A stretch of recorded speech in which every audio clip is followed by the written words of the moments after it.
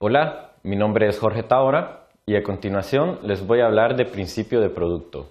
Es un tema correspondiente a matemáticas de 9º grado en el bloque de descriptiva y probabilidad en sucesos.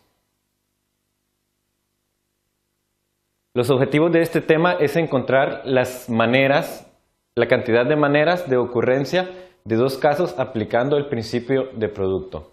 El contenido conceptual es el principio del producto. El principio de producto: si un ensayo, en el caso A, hay m maneras y a cada manera de B le corresponden n maneras, el número total de casos que ocurra A y B es n por m. Para entender mejor este concepto, lo vamos a explicar utilizando un ejemplo. En este ejemplo lo que vamos a hacer es tirar dos dados de diferentes colores, uno blanco y uno rojo.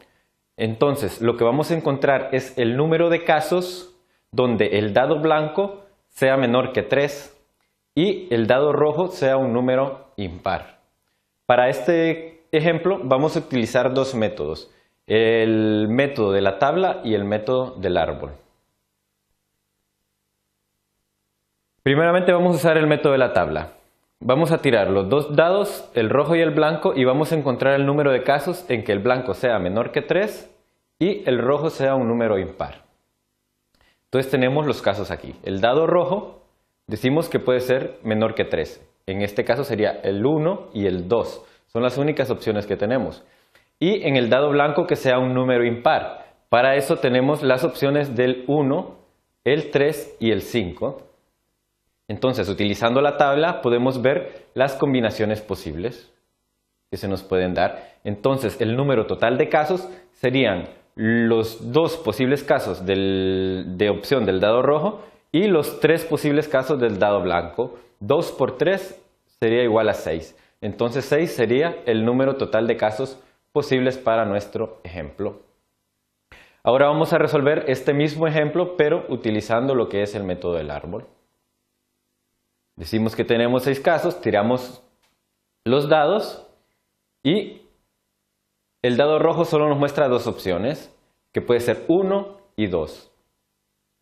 Y luego lo vamos a combinar con las opciones del dado blanco. El dado blanco puede ser 1, 3 y 5. Entonces se nos puede dar el caso que cuando el dado rojo sea 1, el dado blanco puede ser 1, 3 o 5.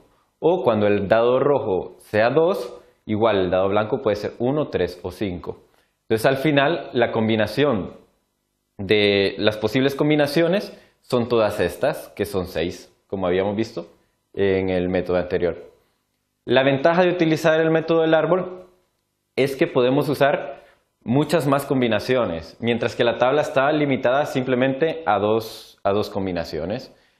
Para eso vamos a ver otro ejemplo donde vamos a utilizar más de 2 combinaciones. En este ejemplo lo que vamos a hacer es lanzar 3 monedas al aire y vamos a buscar la posibilidad de que nos salgan 2 escudos. Tiramos nuestras 3 monedas y vamos a aplicar el método del árbol. Podemos tener el caso que la moneda 1 sea un escudo o un indio. Y luego combinada la moneda 1 con la moneda 2, puede ser que la moneda 1 nos salga, la moneda 1 sea un escudo y la 2 un escudo. O la 1 un escudo y la 2 un indio. Y así sucesivamente se nos van a ir dando los casos combinando la moneda 1 con la moneda 2 y luego estas combinaciones a su vez se pueden combinar con el caso de la moneda 3. Vemos cómo con el árbol podemos ampliarnos a más de 2 casos. Al final podemos ver que estas son todas nuestras posibles soluciones. Tenemos 8 combinaciones posibles. Y es lo que podemos determinar con el árbol. Y como podemos ver, solamente tenemos 3 casos que cumplen nuestra condición. Porque lo que estamos buscando es que nos salgan 2 escudos. Y vemos que, por ejemplo, en el primer caso nos daría un escudo y un escudo. Entonces son 3 escudos y eso no cumple nuestra condición. Simplemente queremos que nos salgan 2 escudos. Y las combinaciones posibles serían estas. Que nos salga la moneda 1 escudo, indio y escudo. o que nos salga escudo, escudo y indio.